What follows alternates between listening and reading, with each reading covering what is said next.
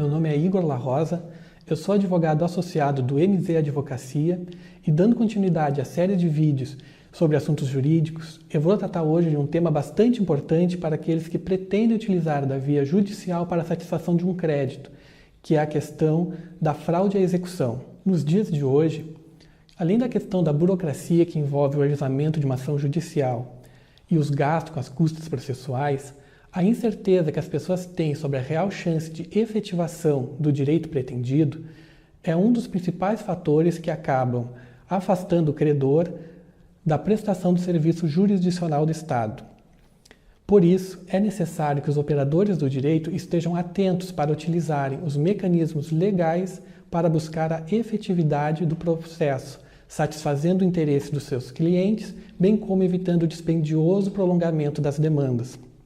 E neste cenário, importante mecanismo a ser utilizado pelos credores que buscam o recebimento de valores perante o Poder Judiciário é a instituição que o protege da fraude à execução. Podemos conceituar a fraude à execução como um ardil do devedor, que consistente na transferência ou oneração dos seus bens a terceiros com o intuito de esvaziar seu patrimônio, frustrando a expectativa que o credor tem de satisfação do seu crédito, seja por meio de uma penhora, arresto, entre outros. Evidente que tal prática é vedada pelo processo civil brasileiro. No entanto, se o credor não adotar as medidas cabíveis, poderá ser envolvido nesta situação e acabará tendo seu crédito frustrado.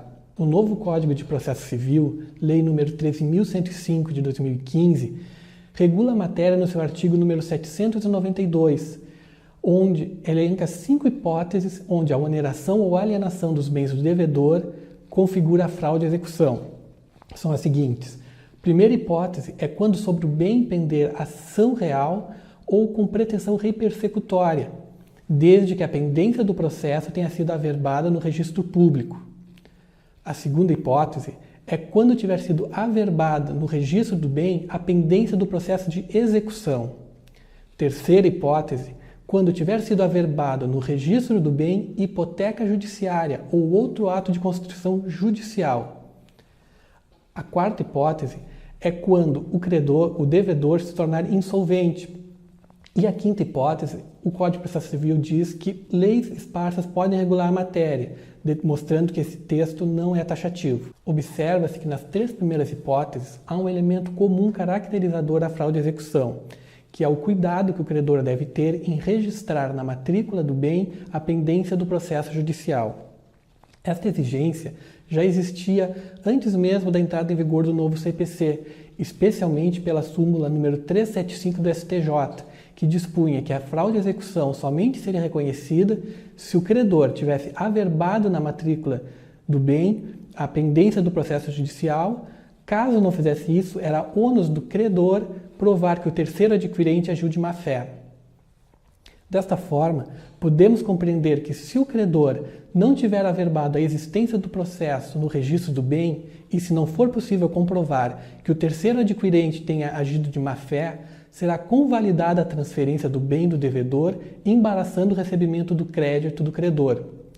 A exigência da averbação da existência do processo no registro do bem se destina a dar publicidade sobre a dívida do seu proprietário, evitando assim que o terceiro seja surpreendido com a retirada do bem adquirido do devedor. A hipótese número 4 do artigo 792 diz respeito ao devedor que pode se tornar insolvente. Neste caso, será reconhecida a fraude à execução mesmo sem a prévia averbação da pendência do processo na matrícula do bem.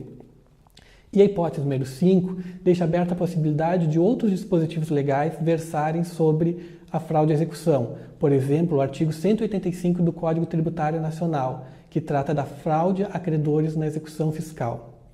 Assim, conseguindo o credor demonstrar que o devedor realizou alguma das hipóteses previstas no artigo 792 do CPC, a alienação ou oneração realizada pelo devedor será considerada sem efeitos, sendo que desta maneira o bem responderá ao débito, podendo ser penhorado, adjudicado, leiloado, etc., de modo a saldar o crédito nos termos do parágrafo 1º do artigo 792.